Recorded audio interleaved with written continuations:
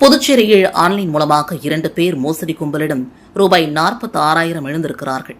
புதுச்சேரி விரினூரை சார்ந்த பெண்ணை தொடர்பு கொண்ட மர்மநபர் வீட்டிலிருந்தே பகுதி நேர வேலையாக ஆன்லைன் வர்த்தகத்தில் முதலீடு செய்து அதிக பணம் சம்பாதிக்கலாம் என்று கூறியுள்ளார்.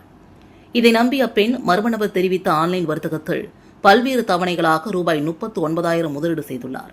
பின் அதன் மூலமாக வந்த லாப பணத்தை எடுக்க முயன்றபோது முடியவில்லை. அதேபோல தேங்காய் திட்டை சார்ந்தவர் ரூபாய் 7,000 என 2 பேர் மோசடி கும்பலிடம் ரூபாய் 46,000 இழந்திருக்கிறார்கள். இதுகுறித்து சைபர் கிரைம் போலீசார் வழக்கு பதிந்து விசாரித்து வருகின்றனர். பணி நிரந்தரம் செய்ய வேண்டும் உட்பட பல்வேறு கோரிக்கைகளை வலியுறுத்தி 108 ஆம்புலன்ஸ் ஓட்டுநர்கள் சுகாதாரத்துறை இயக்குநர் அலுவலகத்தில் 6வது நாளாக போராட்டத்தில் ஈடுபட்டுள்ளனர். புதுச்சேரி, காரைக்கால், ஏனாம், மாகே பிராந்தியத்தை சார்ந்த 108 ஆம்புலன்ஸ் ஓட்டுநர்கள் சங்கத்தினர் கடந்த 12ஆம் தேதி முதல் சுகாதாரத்துறை இயக்குநர் அலுவலகத்தில் தொடர் வேலைநிறுத்த போராட்டத்தில் ஈடுபட்டு வருகின்றனர்.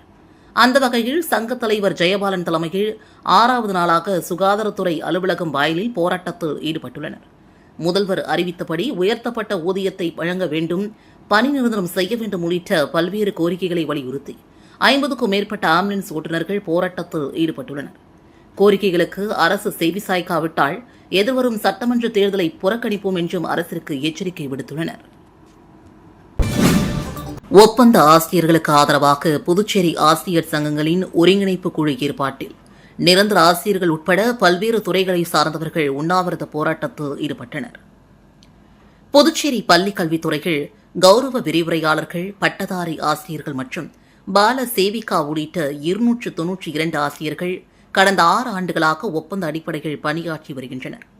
ஒப்பந்த ஆசிரியர்கள் பணி நிரந்தரம் செய்யக்கோரி பல்வேறு கட்ட போராட்டங்களில் ஈடுபட்டு வருகின்றனர். இதன் ஒரு பகுதியாக புதுச்சேரி ஆசிரியர் சங்கங்களின் ஒருங்கிணைப்பு குழு சார்பில் அண்ணா சிலை அருகே உண்ணாவிரத போராட்டம் இன்று நடைபெற்றது.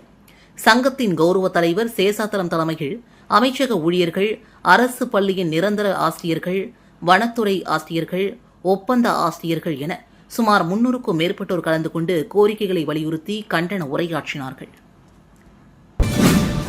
புதுச்சேரி மாநிலத்தில் இன்று துவங்கிய சிபிஎஸ்இ பொதுத் தேர்வில் 10ஆம் வகுப்பில் 5,638 மாணவர்களும், பிளஸ் 2வில் 5,566 மாணவர்களும் தேர்வு எழுதினர். சிபிஎஸ்இ பாடத்திட்டத்தில் 10 மற்றும் 12ஆம் வகுப்பு மாணவர்களுக்கான பொதுத் தேர்வு இன்று துவங்கியது. இதில் புதுச்சேரி மாநிலத்தில் உள்ள 122 அரசு பள்ளிகளில் 10ஆம் வகுப்பு படிக்கும் 5,638 மாணவ மாணவிகளும், 60 அரசு மேல்நிலைப் பள்ளிகளில் படிக்கும் 5,566 மாணவ மாணவிகள் இந்த தேர்வு எழுதினர். இவர்களுக்காக புதுச்சேரியில் 25, காரைக்காலில் 8, ஏனாம் மற்றும் மாகேயில் தலா 2 என மொத்தம் 37 தேர்வு மையங்கள் அமைக்கப்பட்டுள்ளன. தேர்வு பணிகளை கண்காணிக்க மைய முதன்மை கண்காணிப்பாளர்கள், உதவி மைய முதன்மை கண்காணிப்பாளர்கள், அரை கண்காணிப்பாளர்கள் நியமிக்கப்பட்டுள்ளனர். தேர்வு எழுத வரும் மாணவர்கள் கட்டாயம் ஹால் டிக்கெட் கொண்டு வர வேண்டும். மொபைல் போன் கொண்டு வரக்கூடாது. தேர்வறையில் ஒழுங்கீன செயலில் ஈடுபடும் மாணவர்கள் குற்றவியல் நடவடிக்கை எடுக்கப்படும் என்று கல்வித்துறை எச்சரிக்கை விடுத்துள்ளது. இலங்கை கடற்படையினரால் கைது செய்யப்பட்டுள்ள காரைக்கால் மீனவர்களை விடுவிக்க கோரி ஆளுநர் கைலாசநாதன் மத்திய அமைச்சர்களுக்கு கடிதம் எழுதியுள்ளார். எல்லை தாண்டி மீன்பிடித்ததாக இலங்கை கடற்படையினரால் கைது செய்யப்பட்ட காரைக்கால் பகுதியை சார்ந்த 25 மீனவர்கள் மற்றும் அவர்களது 2 விசை படகுகளையும் விடுவிக்க நடவடிக்கை எடுக்க கோரி பாஜக மாநில தலைவர் ராமலிங்கம் தலைமையில் காரைக்கால் மீனவர் பிரதிநிதிகள் மற்றும் உறவினர்கள் நேற்று ஆளுநர் கைலாசநாதனை நேரில் சந்தித்து கோரிக்கை விடுத்தனர். இதனையடுத்து கைது செய்யப்பட்ட 25 மீனவர்களையும் அவர்களது 2 படகுகளையும் விடுவிக்க உடனடியாக நடவடிக்கை எடுக்குமாறு மத்திய வெளியுறவுத்துறை அமைச்சர் ஜெய்சங்கருக்கு ஆளுநர் கைலாசநாதன் கடிதம் எழுதியுள்ளார். மேலும் மத்திய இளைஞர் விவகாரங்கள் மற்றும் விளையாட்டுத்துறை அமைச்சர் மன்சுக் மண்டாவியாவிற்கும் காரைக்கால் மீனவர்கள் கைது விவகாரத்தை தொடர்ந்து கண்காணித்து அவர்களை விடுவிக்க ஏற்பாடு செய்யுமாறும் கடிதம் எழுதியுள்ளார். புதுச்சேரி மாநில தவிகவிற்கு 30 பேர் அடங்கிய புதிய நிர்வாக குழுவை நியமித்து அக்கட்சியின் தலைவர் விஜய் உத்தரவு பிறப்பித்துள்ளார். தமிழக வெற்றிக் கழகத்திற்கு புதுச்சேரியில் மாற்றுக் கட்சிகளை சார்ந்த முன்னாள் சட்டமன்ற உறுப்பினர்கள் உள்ளிட்டோர் தவிகவில் இணைந்து வருகின்றனர். இருப்பினும் கட்சிக்கு நிர்வாகிகள் நியமிக்கப்படாததால் யார் தலைமையில் செயல்படுவது என்று தெரியாததால் தொண்டர்கள் மற்றும் ரசிகர்கள் தேர்தல் பணிகள் ஆர்வமின்றி மௌனம் காத்து வருகின்றனர். இந்நிலையில் தவிக தலைவர் விஜய் ஒப்புதலுடன் சையத் முகமது காசிம், புதியவன், முன்னாள் சட்டமன்ற உறுப்பினர்கள் சுவாமிநாதன், ஹசானா, பெரிய சுவாமி, ஓய்வு பெற்ற ஐஜி சந்திரன், வலந்தன், ரேஷ்குமார், ராமு, மணிபாலன், பிரதீபன், பிரபு, ராஜசேகர், சந்திரசேகரன், சத்யா, செந்தில்குமார், வசந்தராஜா, சரவணன், சந்திரபாலன், யூசப், மேல்முருகன், விஜய், சுகுமார், பாரதிதாசன், பிரான்சிஸ், கிளார் பேட்ரிக், மணிகண்டன், குமரவேல், பாலசுதாகர், பிரஜேஷ் ஆகிய 30 பேர் கொண்ட புதிய நிர்வாக குழுவை பொதுச் செயலாளர் ஆனந்த் நியமித்துள்ளார். இதுகுறித்து தவேகா தலைவர் விஜய் விடுத்துள்ள அறிக்கையில், புதுச்சேரிக்கு நியமிக்கப்பட்டுள்ள புதிய நிர்வாக குழுவினருக்கு கட்சி நிர்வாகிகள் மற்றும் தொண்டர்கள் முழு ஒத்துழைப்பு அளிக்க வேண்டும். மேலும் வரும் சட்டசபை தேர்தலுக்கு தமிழகத்தை தொடர்ந்து புதுச்சேரியிலும் தவேகாவிற்கு பொது சின்னமாக விசில் சின்னத்தை தேர்தல் ஆணையம் ஒதுக்கியுள்ளதை மகிழ்ச்சியுடன் தெரிவித்துக் கொள்கிறேன் என்றும் குறிப்பிடப்பட்டுள்ளது. புதுச்சேரியில் வரும் தேர்தலில் புதுச்சேரியில் காங்கிரஸ் கூட்டணி வெற்றி பெறும் என காங்கிரஸ் கட்சியின் தேசிய செயலாளர் KC வேணுகோபால் MP புதுச்சேரியில் தெரிவித்தார். புதுச்சேரியில் காங்கிரஸ் கட்சியின் சார்பில் NR காங்கிரஸ் பாஜக அரசை கண்டித்து காங்கிரஸ் ஆட்சி அமைக்க வலியுறுத்தியும் ஜனவரி 21ஆம் தேதி முதல் பிப்ரவரி 2ஆம் தேதி வரை வால்க் ஃபார் பாண்டிச்சேரி புதுச்சேரிக்கான நடைப்பயணம் நடைபெற்றது. இன்று இதன் நிறைவு பயணம் மேற்கொள்ளப்பட்டது. இதில் சிறப்பு அழைப்பாளராக காங்கிரஸ் கட்சியின் தேசிய செயலாளரும் பாராளுமன்ற உறுப்பினருமான KC வேணுகோபால் பங்கேற்றார். ராஜீவ்காந்தி செல்லிலிருந்து துவங்கிய ஊர்வலம் காமராஜர் சாலை, நேரு வீதி வழியாக தாரை தப்பட்டம், செண்டமேளம் முழுங்க சென்றது. காங்கிரஸ் கட்சியின் தலைவர் வைத்திலிங்கம், முன்னாள் முதல்வர் நாராயணசாமி மற்றும் நிர்வாகிகளும் தொண்டர்களும் கலந்து கொண்டனர். பாத யாத்திரை நடுவில் பெரியார் சிலை அருகே காங்கிரஸ் தேசிய பொதுச் செயலாளர் முன்னிலையில் NR காங்கிரஸ் கட்சியிலிருந்து விலகிய முன்னாள் துணை சபாநாயகர் TPR செல்வம் காங்கிரஸில் இணைந்தார். பாத யாத்திரை காமராஜர் சாலை, நேரு வீதி வழியாக மிஷன் வீதியை அடைந்தது. மிஷன் வீதியின் முடிவில் போடப்பட்டுள்ள மேடையில் KC வேணுகோபால் பேசினார். அப்போது பேசிய அவர், பெஸ்ட் புதுச்சேரி என பிரதமர் மோடி கூறினார். ஆனால் கடந்த 5 ஆண்டுகளில் எதையும் பிரதமர் செய்யவில்லை. புதுச்சேரிக்கு மாநில அந்தஸ்து அளிக்கவில்லை. அரசாங்கத்தில் வேலைவாய்ப்பு இல்லை. இதனால் பல ஆயிரக்கணக்கான இளைஞர்கள் பாதிக்கப்பட்டிருக்கிறார்கள். புதுச்சேரியில் இரட்டை என்ஜின் அரசு நடைபெறுகிறது என்கிறார்கள். ஆனால் மக்களுக்கு அளித்த வாக்குறுதி எதையும் அரசு செயல்படுத்தவில்லை. புதுச்சேரி மக்களை NR காங்கிரஸ் பாஜக அரசு ஏமாற்றிவிட்டது. போலி மருந்து உற்பத்திக்கு புதுச்சேரி அரசு உடந்தையாக இருந்துள்ளது. 4 ஆண்டாக போலி மருந்து தொழிற்சாலை புதுச்சேரியில் அனுமதியின்றி இயங்கியுள்ளது. இந்தியாவின் ஊழல் மையமாக புதுச்சேரியை மாற்றிவிட்டார்கள். NR காங்கிரஸ் பாஜகவிற்கு வரும் தேர்தலில் மக்கள் சரியான பதிலளிக்க வேண்டும். வரும் தேர்தலில் காங்கிரஸ் கூட்டணி மகத்தான வெற்றி பெறும் என்றும் பேசினார். மாசிமக தீர்த்தவாரி பாதுகாப்பு ஏற்பாடுகள் தொடர்பாக மாவட்ட ஆட்சியர் குலோத்துங்கன் தலைமையில் அனைத்து துறை அதிகாரிகளின் ஆலோசனைக் கூட்டம் நடைபெற்றது. வெளியூர் அடுத்த திருக்காஞ்சியில் வருகின்ற 2ஆம் தேதியும், வைத்திக்குப்பம் மற்றும் வீராம்பட்டினம் உள்ளிட்ட இடங்களில் வரும் 3ஆம் தேதியும் மாசிமக தீர்த்தவாரி திருவிழா நடைபெறவுள்ளது. இது தொடர்பான ஆலோசனைக் கூட்டம் புதுச்சேரி கலெக்டர் அலுவலகத்தில் நடைபெற்றது. கலெக்டர் குலோத்துங்கன் தலைமையில் நடந்த இந்த கூட்டத்தில் SP-க்கள், பயிற்சி கலெக்டர் மற்றும் அனைத்து துறை அதிகாரிகளும் கலந்து கொண்டனர். கூட்டத்தில் கலெக்டர் குலோத்துங்கன் பேசுகையில், தீர்த்தவாரி பாதுகாப்பு பணிகள் பயிற்சி பெற்ற மீனவர்கள் மற்றும் தன்னார்வலர்களை கூடுதலாக அமர்த்திட வேண்டும். கண்காணிப்பு கேமராக்கள் அமைத்து கண்காணிக்க வேண்டும். சாலையில் ஏற்பட்டுள்ள சிறு சிறு பள்ளங்களை சரி செய்து சாலைகளையும் சுத்தம் செய்து பராமரித்திட வேண்டும். மொபைல் டாய்லெட் வசதி, குடிநீர் வசதி, கூடுதல் பேருந்து வசதி ஏற்படுத்த வேண்டும். சுகாதாரத்துறை மூலமாக மருத்துவ முகாம், ஆம்புலன்ஸ் வசதிகள் தயார் நிலையில் வைத்திருக்க அதிகாரிகளுக்கு உத்தரவிட்டார். மீறி நாய்கள் வளர்ப்பு மற்றும் கருத்தடை மையங்களுக்கு உழவர்கரை நகராட்சி சார்பில் எச்சரிக்கை விடுக்கப்பட்டுள்ளது. இதுகுறித்து நகராட்சி ஆணையர் சுரேஷ்ராஜ் வெளியிட்டுள்ள செய்திக்குறிப்பில், உழவர்கரை நகராட்சிக்குட்பட்ட பகுதிகளில் இந்திய விலங்கு நலன் வாரியத்தின் வழிமுறைகளை பின்பற்றாமல் சிறிய இடங்களில் அதிக எண்ணிக்கைகளில் நாய்கள் வளர்ப்பதாகவும், மேலும் விலங்குகள் பிறப்பு கட்டுப்பாட்டு விதிகள் 2023 பின்பற்றாமலும் மற்றும் நகராட்சியின் உரிய அனுமதி பெறாமலும் நாய்களுக்கு அறுவை சிகிச்சைகள் மற்றும் கருத்தடைகள் மேற்கொள்வதாக தெரிய வருகிறது. அவ்வாறு செய்வது விதிகள் 2023 படி குற்றமாகும். நாய்கள் காப்பகம், அறுவை சிகிச்சை கூடங்கள் நடத்தும் தனிநபர் அல்லது தொண்டு நிறுவனங்கள், நகராட்சி விலங்குகள் பிறப்பு கட்டுப்பாட்டு கண்காணிப்பு குழு கால்நடைத்துறையின் அனுமதியை 15 நாட்களுக்குள் பெறுமாறு எச்சரிக்கப்படுகிறது. உரிய அனுமதி பெறாதவர்கள் மீது விலங்குகள் வதை தடுப்புச் சட்டம் 1960 படி நடவடிக்கை மேற்கொள்ளப்படும் என்றும் குறிப்பிடப்பட்டுள்ளது. வறுமையால் பாதிக்கப்பட்ட வைத்திக்குப்பம் பகுதி மீனவ குடும்பத்தினருக்கு லட்சிய ஜனநாயக கட்சியின் தலைவர் திரு ஜோஸ் சார்லஸ் மார்டின் அவர்கள் நிதி உதவி வழங்கினார். புதுச்சேரி ராஜ்பவன் தொகுதிக்குட்பட்ட வைத்திக்குப்பம் பகுதியை சார்ந்த மீனவர் செந்தில் கடந்த சில தினங்களுக்கு முன்பு கடலுக்கு மீன்பிடிக்க சென்றபோது எதிர்பாரா விதமாக கடலில் விழுந்து உயிரிழந்தார். அதேபோல மற்றொரு மீனவர் ஐயனார் என்கின்ற செந்தில் புத்தாண்டு அன்று கொலை செய்யப்பட்டு உயிரிழந்த நிலையில் உயிரிழந்தவர்களின் குடும்பத்தினர் லட்சிய ஜனநாயக கட்சியின் நிறுவன தலைவர் ஜோஸ் சார்லஸ் மார்டினை நேரில் சந்தித்து தங்கள் பிள்ளைகளின் படிப்பு மற்றும் நலிவடைந்த நிலையில் உள்ள தங்களது குடும்பங்களுக்கு தேவைக்கு நிதி உதவி வழங்கி உதவ கோரிக்கை வைத்த நிலையில் தற்போது லட்சிய ஜனநாயக கட்சியின் தலைவர் ஜோஸ் சார்லஸ் மார்டின் அவர்கள் அவரது குடும்பத்தாருக்கு நிதி உதவி வழங்கினார்.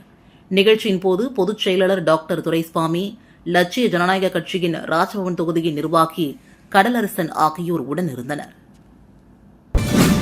புதுச்சேரி அரசு மின்துறையின் மூலமாக திருபுவனை தொகுதியில் சுமார் 14 லட்சம் மதிப்பில் மின்துறை சம்பந்தமான வளர்ச்சிப் பணிகளை தொகுதியின் சட்டமன்ற உறுப்பினர் அங்காளன் பூமி பூஜை செய்து தொடங்கி வைத்தார். திருபுவனை சட்டமன்ற தொகுதிக்குட்பட்ட கொத்தமரிநத்தம்பேட் மற்றும் திருவண்டார்கோவில் சின்னப்பேட் ஆகிய பகுதிகளில் கடும் மின்னழுத்த குறைபாடு நிலவி வந்தது. இதனால் இப்பகுதியின் மின் நுகர்வோர்கள் மின் உபகரணங்களை பயன்படுத்த முடியாமல் மிகுந்த சிரமத்திற்கு உள்ளாகினர்.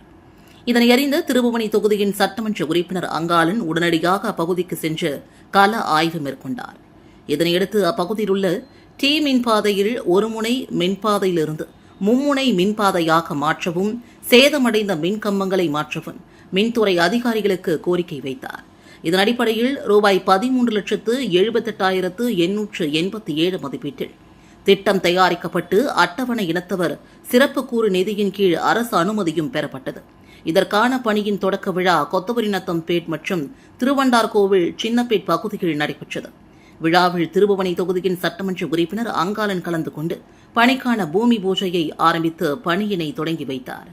விழாவில் மின்துறை திருபுவனை உதவி பொறியாளர் பன்னீர்செல்வம் மற்றும் இளைநிலை பொறியாளர் அஜித்குமார், மின்பிரிவு ஊழியர்கள், ஊர் முக்கிய பிரமுகர்கள், பொதுமக்கள் பலரும் கலந்து கொண்டனர்.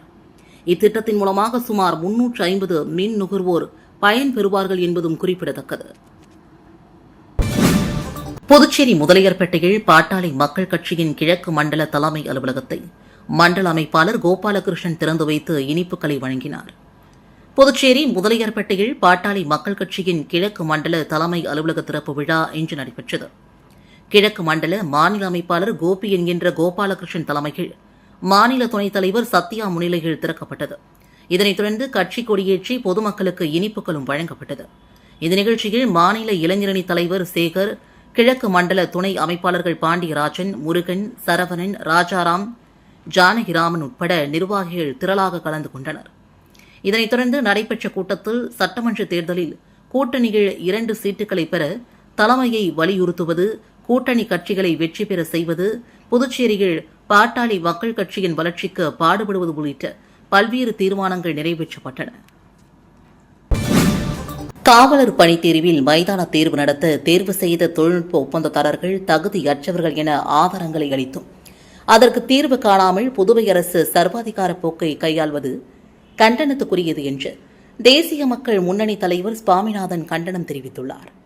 இது தொடர்பாக செய்தியாளர்களிடம் பேசிய அவர், புதுச்சேரி மாநிலத்தில் சமீபத்தில் நடந்து முடிந்த உதவி ஆய்வாளர் பணிக்கான மைதான தேர்வு பல்வேறு குளறுபடிகள் நடந்ததாக தேர்வாளர்கள் தொடர்ந்து குற்றம் சாட்டி வருகிறார்கள்.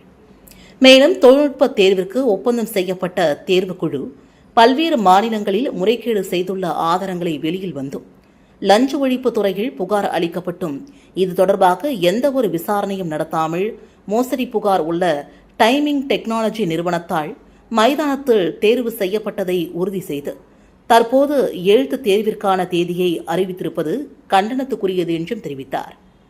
டைம் டெக்னாலஜி என்ற பெயரில் காவலர் மற்றும் உதவி ஆய்வாளர் பணி நியமனத்திற்கு நியமிக்கப்பட்ட ஒப்பந்ததாரர்கள் சத்தீஸ்கர் மாநிலத்தில் காவலர் தேர்வில் செய்த முறைகேடு தொடர்பாக அவர்கள் மீது அம்மாநிலத்தின் துணை கண்காணிப்பாளர் ஒருவரால் கொடுக்கப்பட்ட புகாரின் அடிப்படையில் வழக்கு பதிவு செய்யப்பட்டுள்ளது.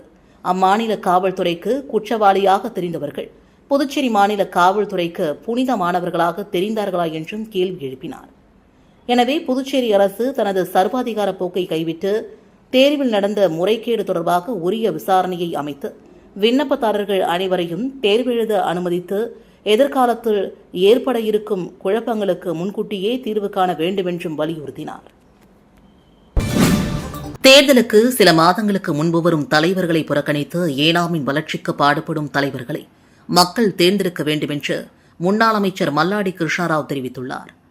புதுச்சேரி மாநிலத்தில் சட்டப்பேரவை நெருங்கி வரும் நிலையில் புதுச்சேரி பிராந்தியமான ஏனாமில் மல்லாடி யுவக்கலம் சார்பில் மாபெரும் எழுச்சி கூட்டம் நடைபெற்றது. இந்த கூட்டத்தில் ஏனாம் தொகுதியை சார்ந்த இளைஞர்கள், பொதுமக்கள் என ஆயிரக்கணக்கானோர் கலந்து கொண்டனர். புதுச்சேரியின் முன்னாள் அமைச்சரும் புதுச்சேரி அரசின் டெல்லி சிறப்பு பிரதிநிதியுமான மல்லாடி கிருஷ்ணராவை மேலத்தாளங்கள் முழங்க இளைஞர்கள் வரவேற்றனர். அதன் பின்னர் கூட்டத்தில் பேசிய மல்லாடி கிருஷ்ணராவ், ஏனாம் தொகுதி 5 ஆண்டுகள் பின்னோக்கி சென்றுள்ளதாகவும் எதிர்வரும் ஆண்டுகளில் கல்வி, சுகாதாரம், வேலை வாய்ப்பு மற்றும் வீட்டு வசதி போன்ற வளர்ச்சிப் பணிகளை கவனம் செலுத்துவேன் என்றும் உறுதியளித்தார். குறிப்பாக மருத்துவத்துறையில் உள்ள பிரச்சினைகளுக்கு ஒரு சில மாதங்களில் தீர்வு காண நடவடிக்கை எடுப்பதாக உறுதியளித்தார். வரும் சட்டமன்ற தேர்தலில் எந்த கட்சியில் போட்டியிடுவேன் என்றும் மத்திய அரசின் நிலைமையை பொறுத்து தனது முடிவு இருக்கும் என்றும் அறிவித்தார். எந்த முடிவு எடுத்தாலும் ஏனா மக்களின் கருத்து மற்றும் ஒப்புதலுடன் செயல்படுவேன் என்றும் உறுதியளித்தார்.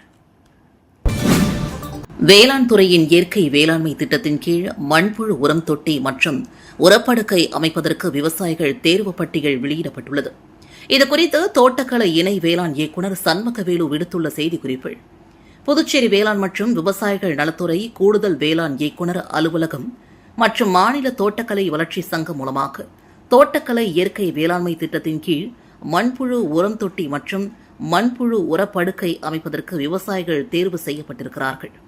மண்புழு உரம் தொட்டி மற்றும் மண்புழு உரப்படுக்கை மானிய விலையில் அமைப்பதற்கு விண்ணப்பித்த தகுதியான விவசாயிகளின் பெயர் பட்டியல் சமுதாய தணிக்கை செய்வதற்காக தங்கள் பகுதிக்குட்பட்ட உழவர் உதவியகங்களின் அறிவிப்பு பலகைகள் வருகின்ற 23ஆம் தேதி வரை ஒட்டப்படுகிறது.